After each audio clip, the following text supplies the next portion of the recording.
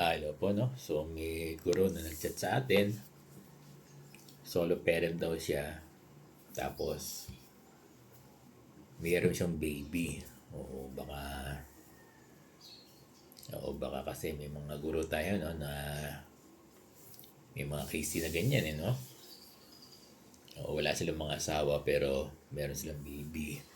Pero alam mo, hindi naman na-issue yan. Sa, di ba? Oo, na yung may mga guro tayo na solo parent. O sabihin na hindi sila kasal, pero hindi naman ganyan yung case niya.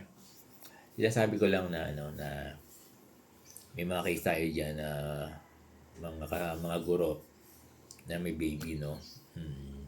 Pero wala silang asawa. Okay lang naman 'yon. No problem, no worry. Ang problem niya is eto pala. Wala daw siyang panggas. Walang pambili ng gatas, walang pambili ng diaper kasi wala siyang ATM. Ang ibig niya sabihin, garnish yung kanyang ATM, no?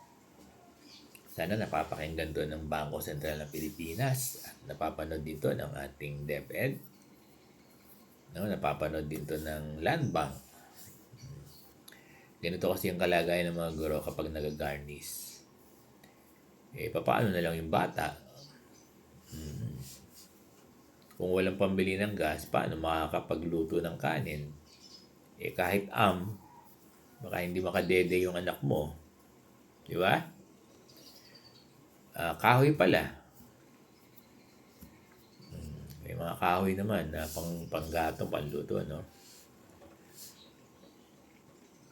So, napakalungkot. Napakalungkot talaga ng kalagayan ng ating mga guro.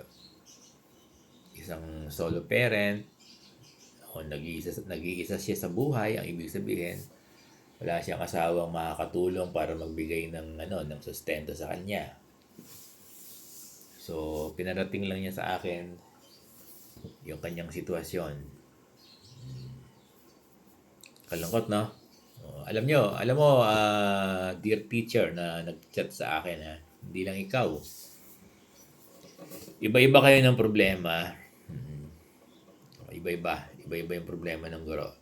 Ikaw, malungkot din yung problema mo kasi paano yung baby mo? Diba? Sabi ko nga, baka kahit man lang di ba yung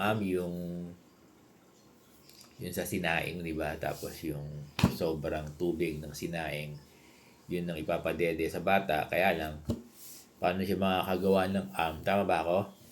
Wala nga siyang panluto. Yung kahoy siguro. Kaya lang, may bigas ka ba? So, nakakalungkot, Nakakalungkot na ito yung kalagayan ng mga guro.